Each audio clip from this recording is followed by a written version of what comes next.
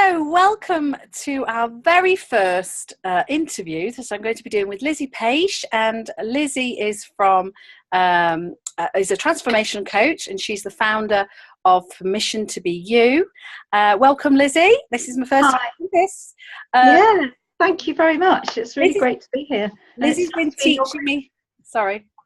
Lizzie's been teaching me on how to use this system, so hopefully it's working nicely.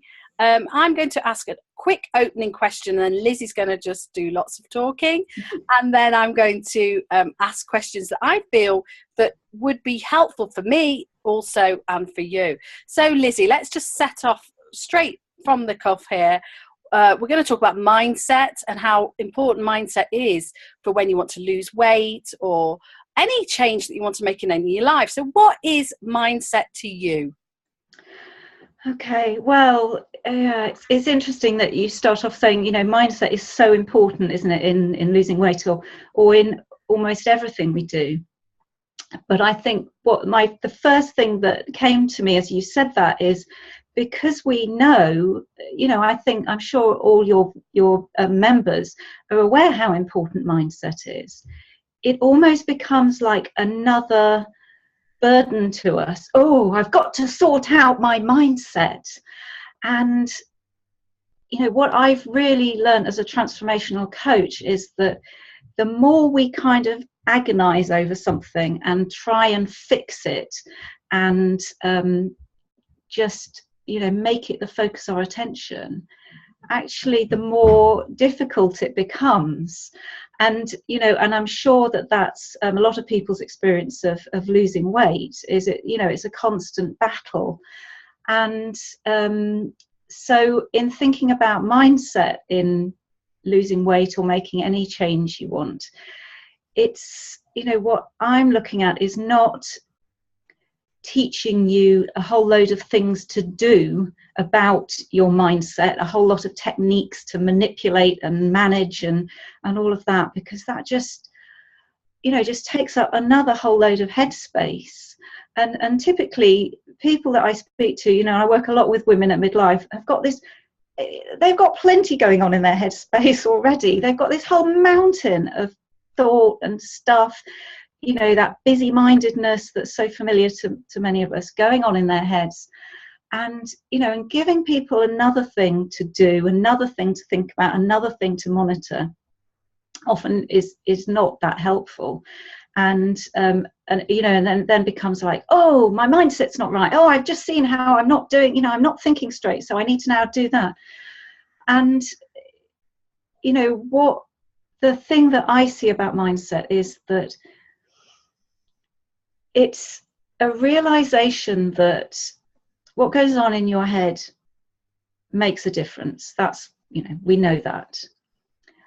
But that we've somehow been taught, or we've picked up along the way, that more mental activity is the way to success. We're going to change the way we think, and then that'll all be better.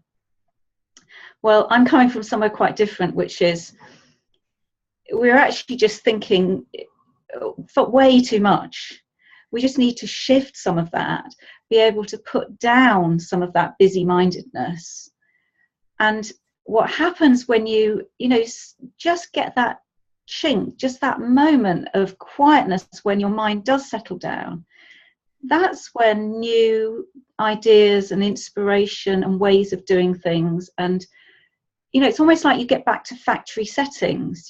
We all know how to look after our body and what is a healthy diet and what our body needs in terms of exercise. We know all that stuff, but this busy-mindedness just all gets in the way. So would you suggest things like meditation would help that?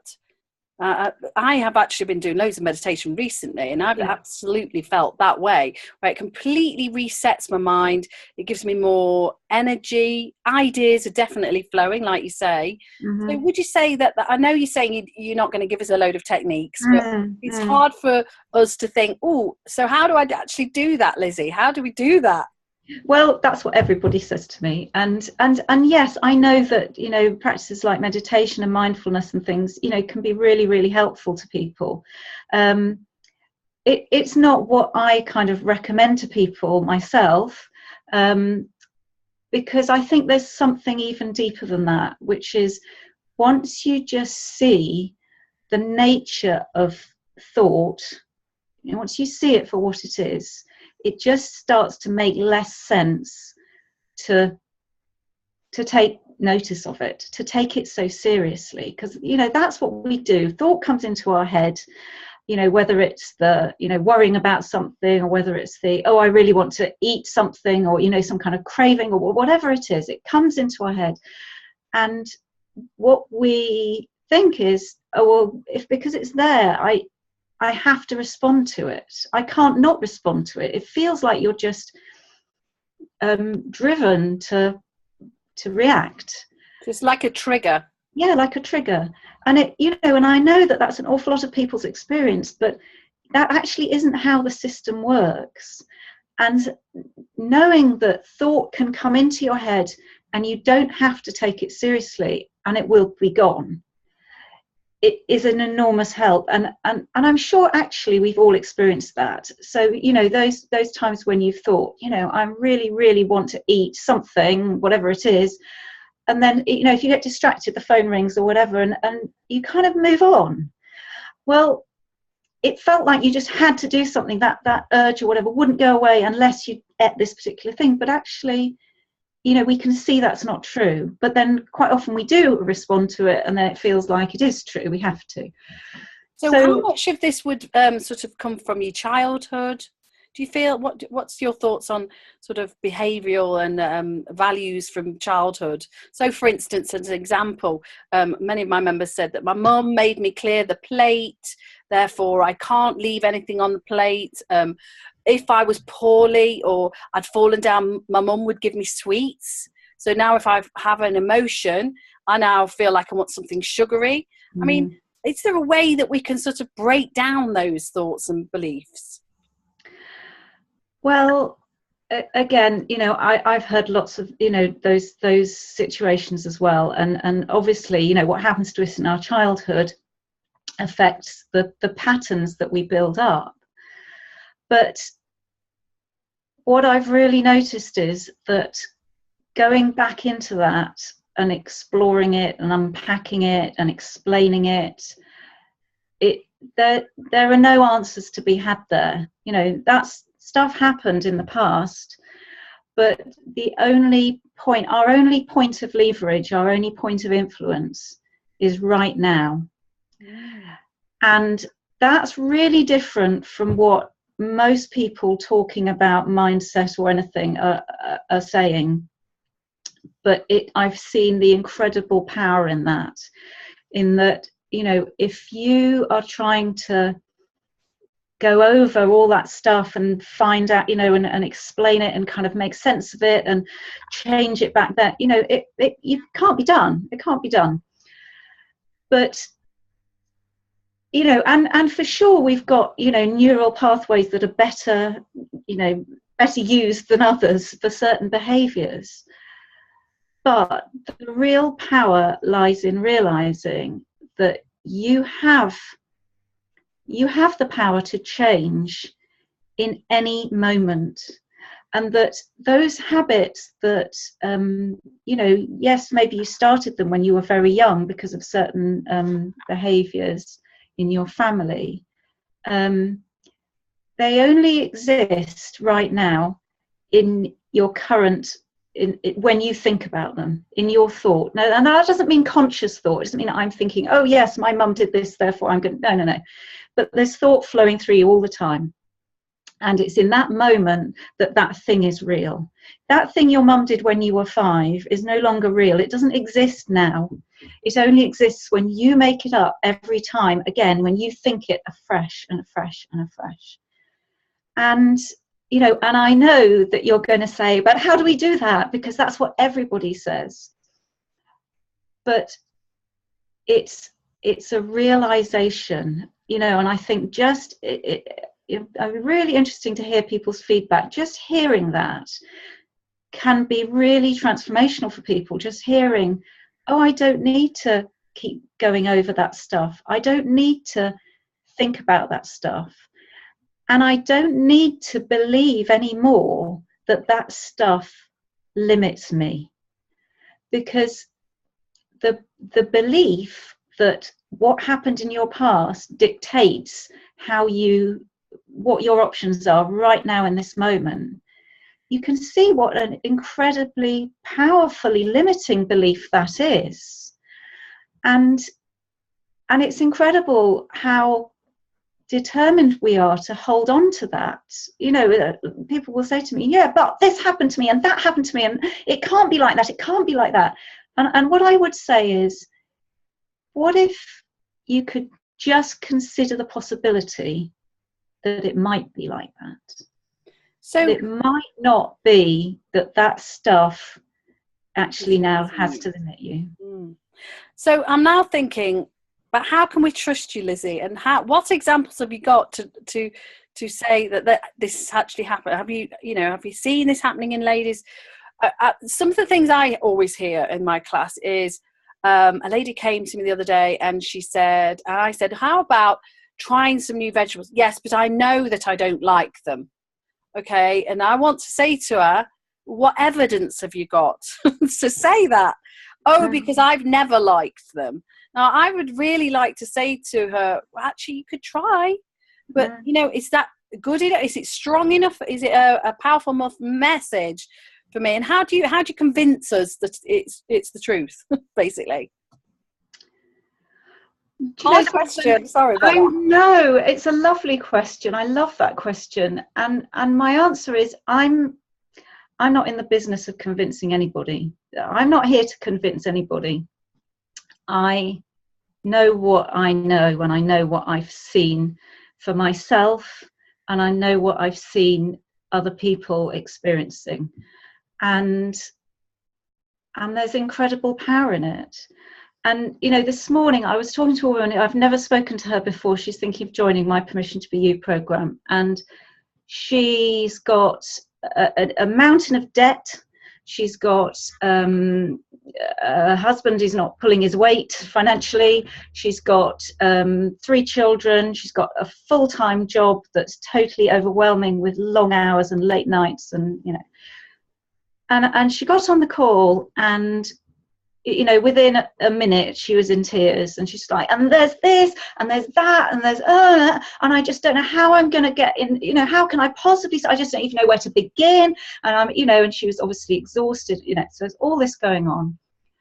And as we talked, what I pointed out to her was that while with all of that, she's got these circumstances, she's got difficult circumstances in her life, she's got stuff happening that is unpleasant and difficult. But on top of all of that, she's got a whole load of stuff in her head saying, you can't do things like this, and you can do them like that, and you mustn't do this. And if so she's saying, well, maybe we could downsize the house. And then, but immediately, which would make perfect sense, perhaps financially. Immediately there's this, but it sounds really selfish, because this is our family home where we've lived forever, and how would I, and I really ought to be able to cope and provide for my family. So can you see that there's a problem there, a material issue, and then there's a whole load of stuff and baggage and thinking that makes it impossible to act. It's just totally it just leaves you totally immobile, unable to do anything. And she said, I know if I could just do something, then other things would start to change, but she just can't do anything.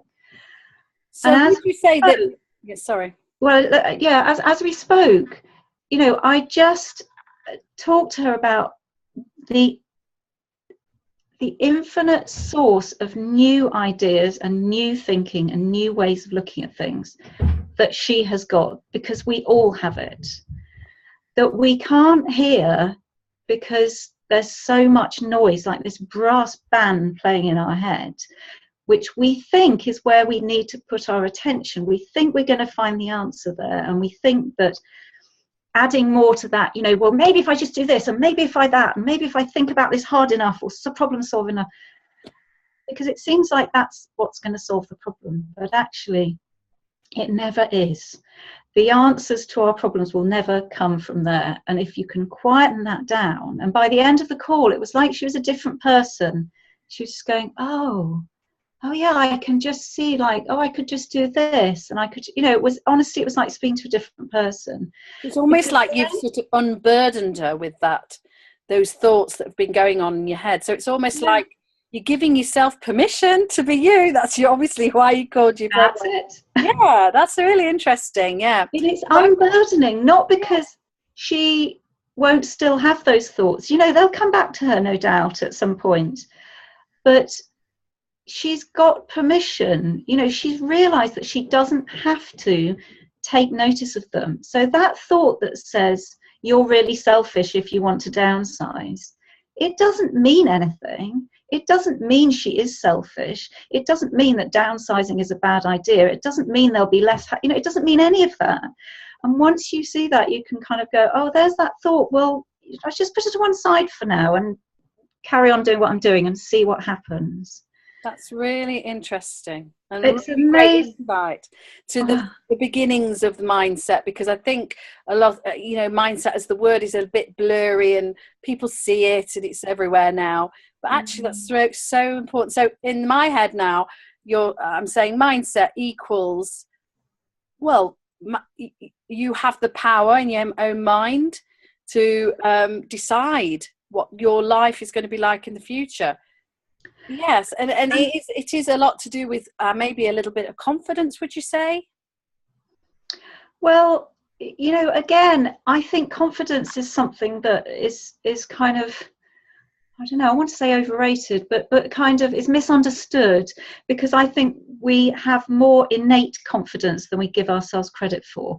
For me, it's a lot about coming back to what we've innately got going for us, which for all of us is just is an inner confidence of who we are. Once we get in touch with that, is a resilience and is an endless source of new ideas and new thinking. It's exciting, isn't it? Just let it flow. And it is. And it's a bit like, so mindset, rather than it being a thing that you have to do, I like to think of it more as putting ourselves back to factory settings. We've added on, look at your phone. We've got all these apps and things running in the background that you're not even sure, things that are still trying to upload from yesterday and God knows what. And it's all just taking bandwidth and taking, charge. Why does your phone run down so quickly? Because you're doing all this stuff on it. But what if you just press and go back to factory settings? Everything just runs more smoothly. Things can just flow as they should. And that, that's us.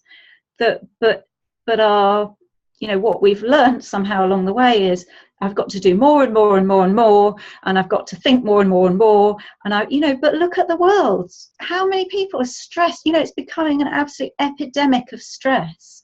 And, maybe it's not really the world that's becoming more stressful, but it's our understanding of, of where our feelings are coming from that's really the source of the problem. That was brilliant, really good. I love that. So do you want to tell us a little bit about your programme, Lizzie, that you have about to launch, I believe? Is that right? I am, yes, thank you. It's starting on Monday, actually, Monday the 12th.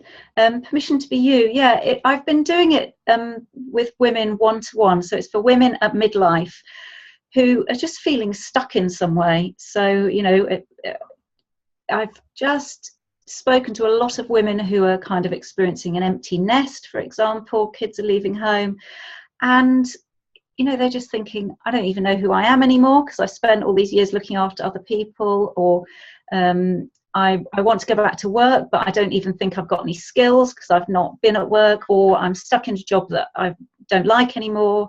And I just think at midlife, very often we experience this kind of shifting inside of, do you know what? I've done that for everybody else long enough. It's time for me.